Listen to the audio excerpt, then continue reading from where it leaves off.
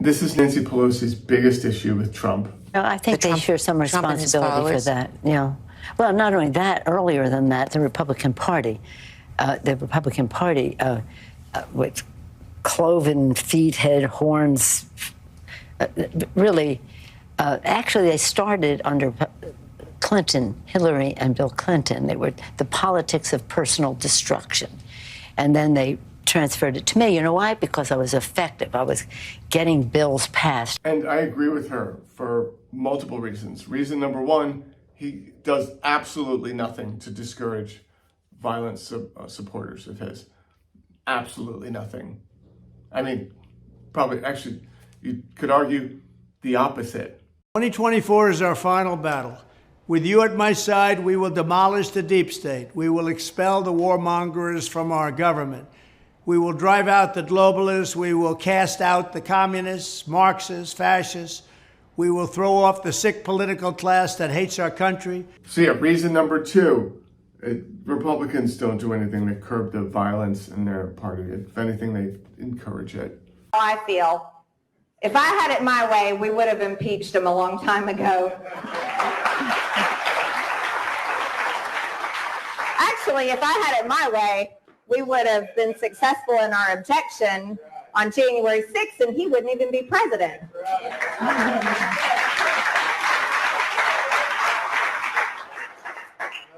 I'm getting better, though.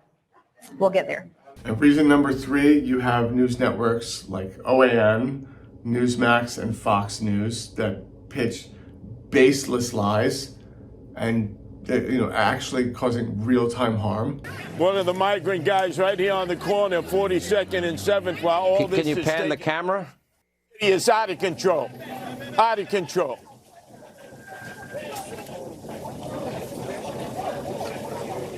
There.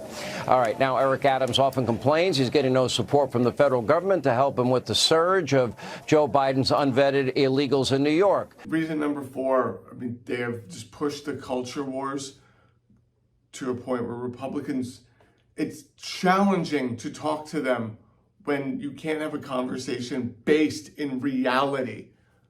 I mean, debates, are supposed to be about the future. We are supposed to, a conversation. None of us are agreeing on things, and we're supposed to debate, what policies would look like for the future of this country, the future. Instead, everything in the past, that's all just debatable. Stuff that's been, clear as day. January 6th, debatable. COVID, debatable. Vaccines, debatable. Right? MMR, debatable. Everything is up for debate. And it's impossible to have a conversation, especially with someone that thinks the election is stolen, World Economic Forum, globalists, and, they're going to take everything that's, the default of capitalism, everything that's a normal result of capitalism, and just blame it on Joe Biden and blame it on, the liberals and the left, right? I mean, most of what's happening right now is a result of capitalism, and conservatives just, as always, instead of blaming corporations, they will blame the government for, the actions of BlackRock and Zillow. Donald Trump becomes president. What would you like to see him do to Democrats? Escort him to the gallows. Really? You want him to kill his political opponents? I didn't. You asked me what I wanted to see. Right, but you want to see Trump kill his political? Justice done. Okay. What would they be sent to the gallows for? Treason. So the MAGA Republicans have not done anything to curb this, sort of stochastic terrorism. I mean, because they're benefiting from it. They're benefiting from them being able to do whatever they want as long as they have the support of their base. They can do whatever they want, with impunity. And as a result, as long as Trump is favors them and doesn't, turn on them, they're fine. They're fine. They're going to get reelected. They're going to keep their seat. And I think a lot of the time they don't really understand stochastic terrorism, and how these, like words and actions of leadership have real-time effects. Let me see. I can share my own personal story. Great personal story time. Anytime it looks like Trump is going to win, I get a ton of death threats. Tons. Like a lot. Okay? But when Trump was president, people were messaging me with death threats constantly. And, they would make TikToks where they'd be like, I'm going to catch this dude in the city. That's not like a anonymous account. Like, that's a straight up thing that people would say. And it's a bold thing to say, because they felt very emboldened, because they felt as if they were acting on behalf of the President of the United States of America. Right? You're acting on behalf of the president. So people felt very entitled to say and do things under Trump. And because they thought, well, I'm working for him right now. I appointed myself, a Trump surrogate here. And that changed personally after J6. It was amazing. I went from getting a ton of really nasty misspelled death threats to, it stopped cold right after J6. Like, boom! Once they realized he's not backing him up. He's not backing him up. And I was like, wow, okay.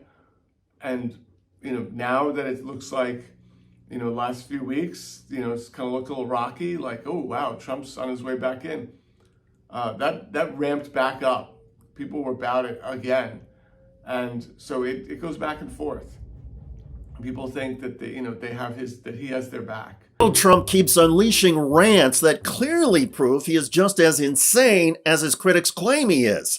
The latest Trump meltdown was sparked by former Democratic Speaker of the House Nancy Pelosi. On CNN, she lashed out at Trump's mental imbalance. There are healthcare professionals who think that Trump has dementia, that his his thoughts do not go together. Not only that he just lies, he doesn't even know the truth. So if we're just talking about mental acuity, let's be fair about it. Just a few hours later, Pelosi went on MSNBC, targeted Trump's mental health again, and blasted Trump for lying repeatedly at the debate. Because it was a constant manifesto again of lies. As you may recall, I tore up his speech at the State of the Union because it was a total manifesto of lies, and that's what we saw the other night, which must be rejected, as well as his candidacy. Of course, one that stood out was about January 6th. This man would not send the National Guard. The Republicans know that because some of them were in there when we were asking for it, begging for it, to the Secretary of the Army, the Secretary of Defense, and the president, of course, is the ultimate commander-in-chief, and he would not send it. So for him to go on TV and lie about that, the instigator of an insurrection against the Congress of the United States, against the Constitution of the United States, against the Capitol of the United States, and just pass it off. Trump couldn't pass off or ignore Pelosi's criticism of him.